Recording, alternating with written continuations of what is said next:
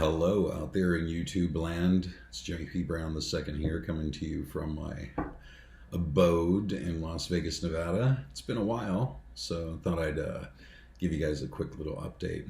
So, what have I been doing? Well, my goodness, it's what haven't I been doing? That could be the question. Other things could be the question. It just depends. I guess in your bend, your thought process on it. Just working on music, doing my thing. Also, been entertaining a lot of different things happening out there on social media. Tried that new app. I didn't really care for it. Can't even really remember the name of it, but hardly anybody was on there anyway, so it just seemed kind of futile.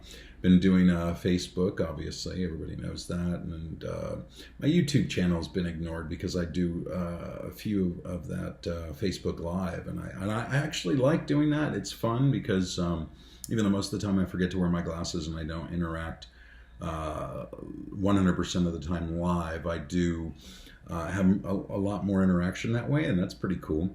But I've missed my YouTube channel, and I miss being able to spout off for as long as I want to. I try to keep it reasonable, at least. It's funny. So Jim Chaffin and I, Jim's got a channel as well that he does most of his drumming videos. He does all his drum covers, and fantastic stuff. We've been doing it together. He'll send me his audio files. I'll mix them for him, and then send them back, and then that's what he uploads to the video. So no, we're not fixing things. We're just making the drums sound killer and big and huge, and sometimes in a lot of ways I like to make them sound like the original recording if possible. So in any case, been doing that, but Jim's really getting into the analytics of people watching our videos, and who watches and who sees and how many subscribers you get and all this other stuff. And I guess it's stuff I just never really thought about. I just looked and saw, oh wow, I didn't realize I even had this many subscribers. So yeah, if you're watching this and you like what you see or hear or any of the videos that I've posted, I know I don't do any music, and I probably should start doing some music videos of sorts, but subscribe to us, man, or subscribe to me. Subscribe to me here, Jimmy Brown. In fact, I just got my new YouTube address, so it's like youtube.com/C/Jimmy P. Brown II. So either way, it's pretty cool. And then, of course, go subscribe to Jim Chaffin. He's the drummer for Deliverance, and he's got his YouTube channel, and he's doing his thing. So please go to Jim Chaffin's video and subscribe as well. So, but he's been delving into analytics and all this good stuff, and the funny thing is I'll get just a slew of emails, and so I tend to concentrate a lot on the emails that I get, and and I know I shouldn't. I know.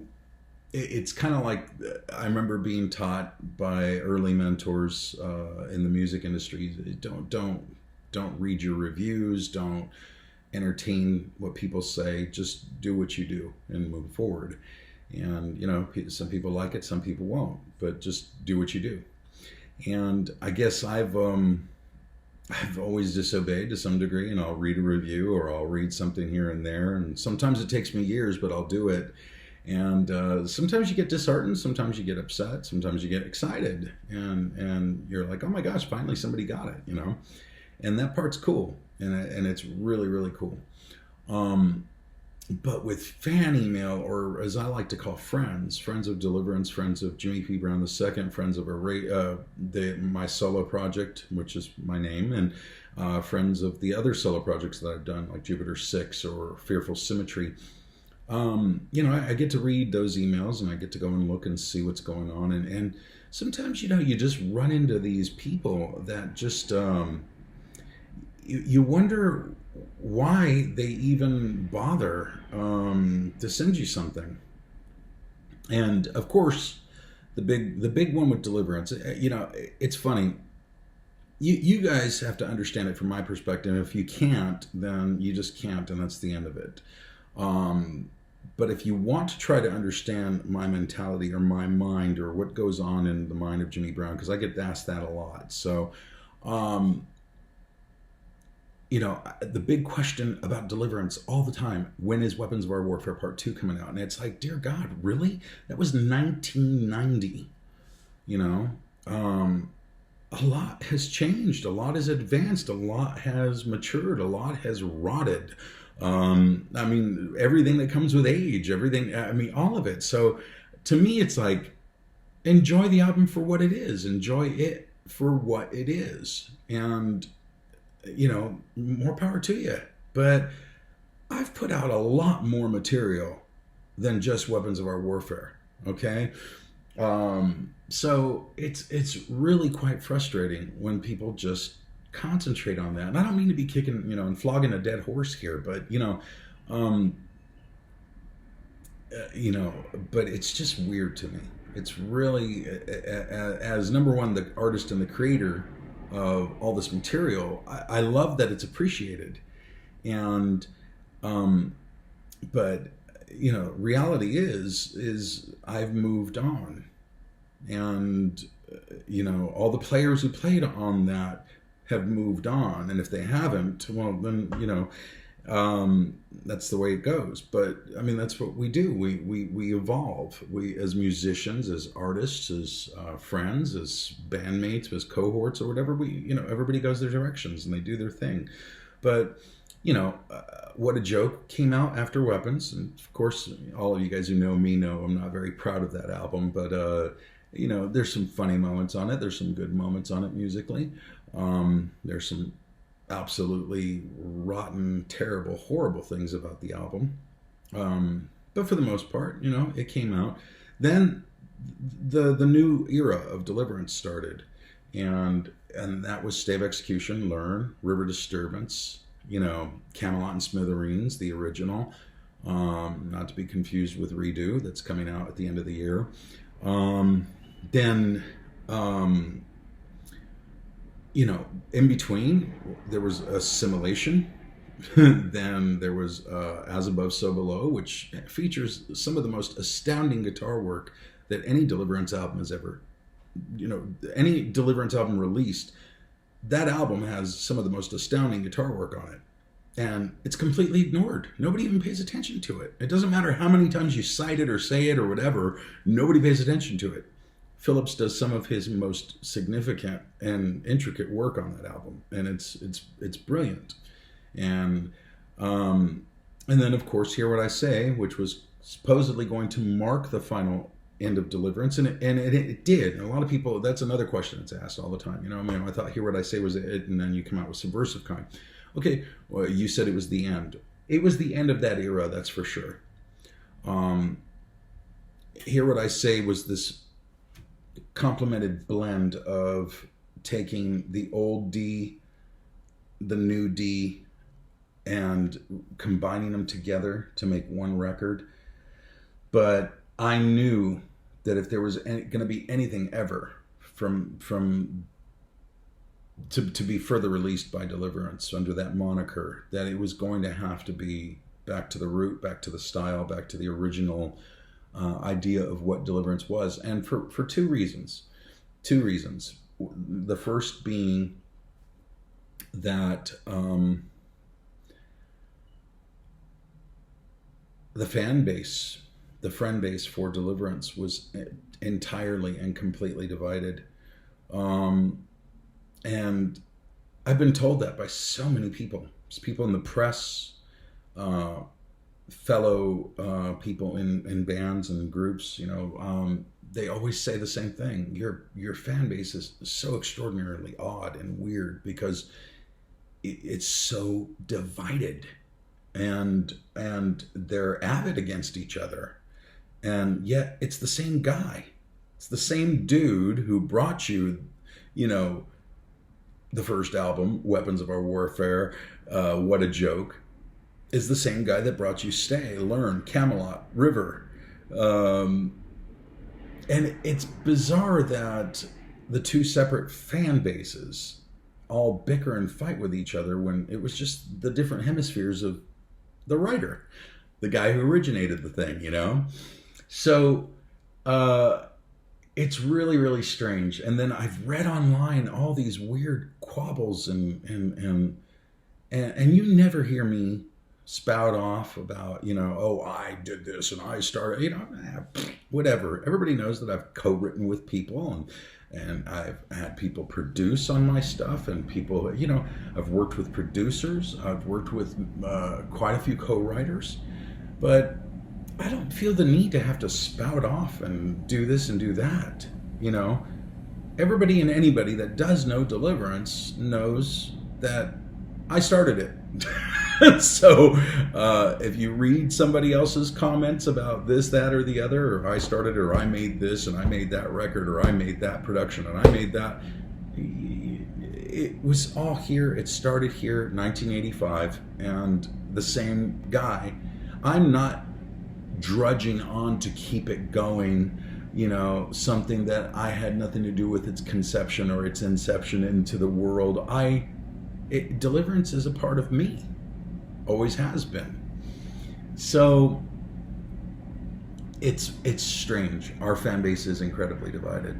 So I thought it very, very important going forward that to honor the both sets of fans, to let Deliverance reign or continue its reign in the metal, thrash metal, speed metal, whatever you want to call it. Hate titles, can't stand that. But, you know, let it continue in that realm, and let it have the reins over that. But for those who enjoyed the more artistic side of me, what I like to call the right brain side of me, that's where my solo career comes into play, and that's the whole idea behind my having a solo project. So that's the only reason for the two projects simultaneously existing. So will Deliverance make a new record? You know, I get asked that all the time, and the answer is yeah. Deliverance is going to make another record, because if I choose to do it, then it's going to happen. And I mean, I'm always in different realms and different areas in my writing, and I know when I write a song, oh, this is going to be slated for this is going to be slated for that. Now, because of the confusion with Fearful Symmetry and Jupiter 6, and you know, then I was going to start another third project, and I was like, you know, I'm just going to go under my name. And so anything that's not Deliverance, which would be anything that's not of that speed, thrash, heavy, grindy type of flavor, that's going to be my solo music. And that's what the Eraserhead album started for me. So Eraserhead is not the name of a band. Eraserhead is the name of the album. That's my first solo effort. So that marked that era to begin with anything that I write. So those who are my patrons on Patreon, they're getting a flavor of everything that's happening within me. So everybody knows I have a penchant for writing or doing cover songs. Well, they get all my cover songs. Songs that are never even going to be for sale. So if you want them, join Patreon. And, you know, for $1 a month, you get everything I've ever recorded and then some. So people ask, that's another question, you know, so what do I get if I join your Patreon?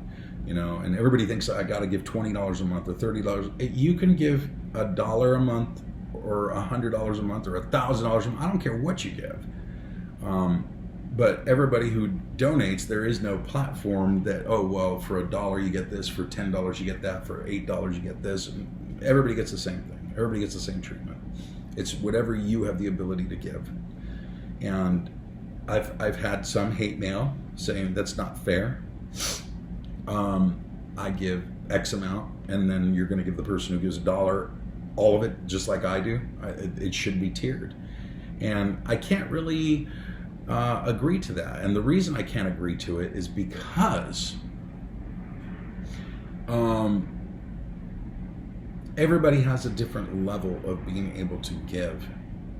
And some people are able to give and contribute and be a heavier patron. And that's if their heart chooses to allow them to do so. I had one guy who just, he's fluctuated, He started off with 20, and then it went to 10, then it went to 15, then he moved to 50. And then he went back down to 20, and then he went back down to 10. It's like, it's okay. It's whatever you feel comfortable doing. It's kind of like setting a budget for yourself, saying, I'm only going to go to Starbucks 3 times this week as opposed to 7 or whatever, it's that understanding. So if people can literally only afford $1 or $5, then to me, you shouldn't be penalized for what you're able to do and what you're not able to do. That's my book. So if you want to join me, Patreon. So you just go to patreon.com/JPBII. And that's Patreon. If you want to just go and see my rants and posts and goofy different things, Facebook. Go to facebook.com/Jimmy Brown. I think. I don't know.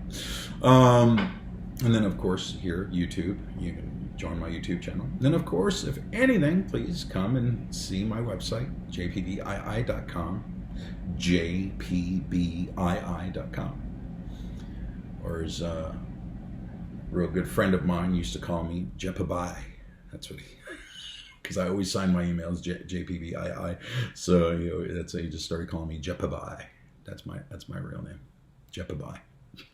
Sounds so hillbilly. Anyways, so that emails, they're just been crazy. And then of course, the big weapons of our warfare post that I say I'm not gonna, never say never, but I'm gonna honestly say I am never gonna do another weapons part 2, and it's absolute true. And I'm tired of getting into that whole mess of an argument, but it's weird. And then it's what's weirder still is you get an email from a former bandmate. And the email states, it's surprising to me that God hasn't killed you. Or, at the very least, has allowed you to live this long. And it's just like, what did I ever do to you? People ask, well, why so many band members? Well, the reason it's been so many band members is because I've always understood it and see, the problem is when Deliverance started, the end thing was to have a band. It wasn't about having a solo project. The end thing was to have a band, and I certainly wanted and welcomed the idea of a band, but the bottom line is that I wrote most of the material, if not all of it. And so as I got used to that, and especially having heroes like Bowie and Peter Gabriel and stuff like that, and seeing the way they work, and they shift through multiple musicians for whatever sound or thing that they're trying to get for that record or that recording or that new incarnation of the project of what they're doing for that time frame. They get the people they want to work with them. So I guess I've always viewed it that way. So whenever I was going to veer a different way musically, I knew if I had the right players or not. And not everybody can do multiple styles. If you can, awesome. And the other thing is there are some people that can do multiple styles but don't want to. And Deliverance's issue was that it always attracted guys that wanted to play the thrash stuff, that wanted to play the heavier stuff. So when I would show them a song like Map or You Still Smile or Not Too Good For Me, they would just like go, oh my God, that's a wussy song. And they couldn't bite into my vision. So it was important to get the right guys that could. And that's why so many of the shifts, but the shifts didn't happen out of, anger fits or anything like that. It was just me moving in different directions. And what cracks me up is how people get so angry. I was telling a friend of mine, Rick, the other day, It's not like, and also Joshua on Facebook, he's another really good friend of mine. It trips me out that these people get so wound up and get so upset as if Deliverance is Metallica, and I robbed them of fame and fortune by removing them from Deliverance. And it's just like, really? Number one, I don't think anybody has really been forcibly removed. I just said, except one, and otherwise it was always a mutual agreement. But when people get that bitter and that angry and actually send me some sort of email that says, "I'm surprised God hasn't killed you." Wow.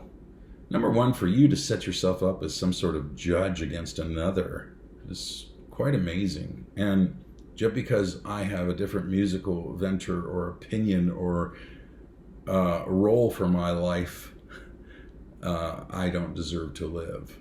Yeah, it's weird.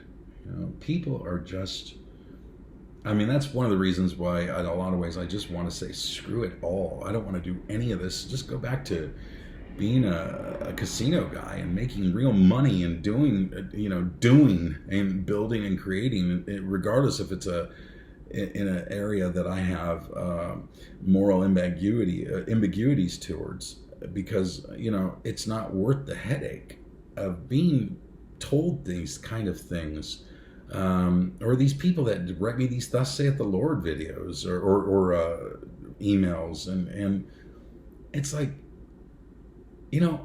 I just write music. That's what I do. I am not a minister. I am not a licensed minister with any affiliated church. I am not propagating or saying that you need to do this or you need to do that, or I'm spreading some sort of gospel, or I'm a musician, and like Francis Schaeffer said, we need more artists that are Christians than Christian artists. And that is the absolute truth. And that, I just don't get how you being a musician, all of a sudden you're nominated to certain areas and then you have to start calling yourself this or you're calling yourself that. And, even in the early days of Deliverance, when we were referring to ourselves as a ministry, it's like, how dare we call ourselves that? Because it wasn't that. It wasn't evangelism. I got raked over the coals and criticized by this one guy that just went on and just talk all this crap about me because I said that we get into this for the love of fame and being appreciated for our talent and for our art. And it's like, well, that's why we learn to play instruments. That's why we practice so hard. That's why we do what we do to sound as professional as possible. Now, you want to say there's a part of you that are doing it for the glory of God, and you want, or at least be thankful to God for giving you this ability to learn. I guess I just have a different mindset about those things. Because, like if it was a God-given ability, then I should be able to just be a virtuoso right off the bat. Because if he gave me the virtuoso thing, then it's strictly to glorify him, and then I would just have to go out and spread or not spread anything having to do with me. And in that case, I would have to put on the bill, tonight performance by God, just through the vessel of Jimmy or whatever. We work hard at what we do. And, and that includes any field that you go into. And that means being a dentist or being, a good salesman, whatever line of business or whatever it is that you do, there's nothing wrong with saying that there's a part of you that says, I have to glorify the Lord with what I do. But at the same token, it's not what you were called to do, and it's not what God called you to do necessarily. You can glorify God through it, but it doesn't mean that you... I don't know, I'm getting off onto a rant. And part of it is just because people's expectations are just limitless sometimes and without miles, and it blows you away, just all the silliness, and you just don't know what to say. And then to get ultimately, because what cracks me up about the person who actually sent me that email, it says, I wonder God hasn't killed you yet or has allowed you to live. I know for a fact this person did, maybe not does, or maybe does, I don't know, but did in fact do a crap load of drugs and lived a life of promiscuity and all this crap. I never judged him. I never said anything to him about his lifestyle. But yet I'm getting raked over the coals and told, I'm surprised God let you live. It's weird, man. It's really weird. I've lost patrons. I've actually lost people that signed up, and then when they find out, oh, well, why, how come you aren't calling yourself a ministry? It's like, because it's not a ministry. I'm a musician. I'm an artist. And now, do I choose to glorify God? Do I choose to give him glory through what I do? That's my choice. I was also given the gift of being very,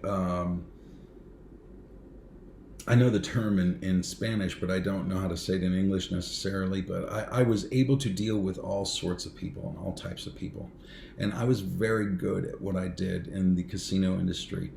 But I can't say that I did that, which gave my family a good living and made sure we weren't in the poorhouse and took care of my entire family. But I can't say I did that to the glory of God. Or it was my ministry to be a casino marketing manager.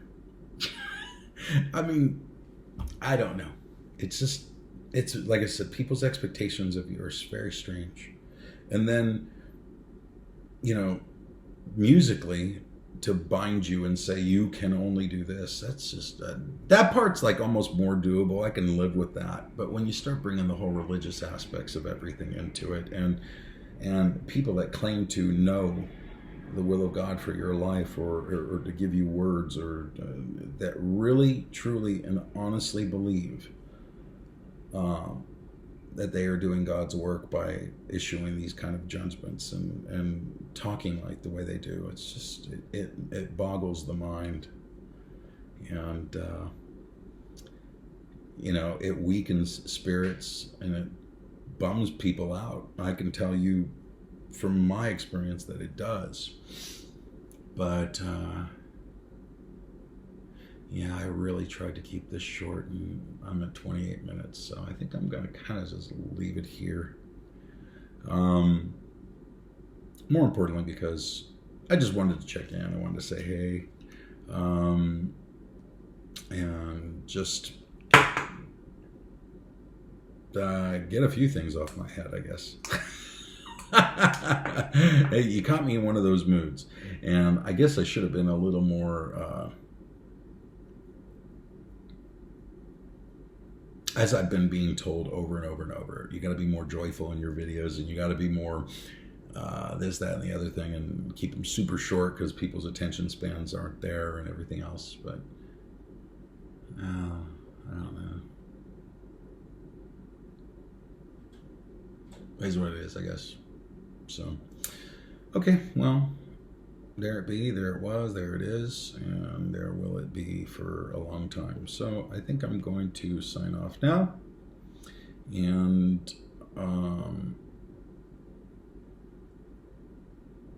yep, that's it. Take care, YouTube. Talk to you soon.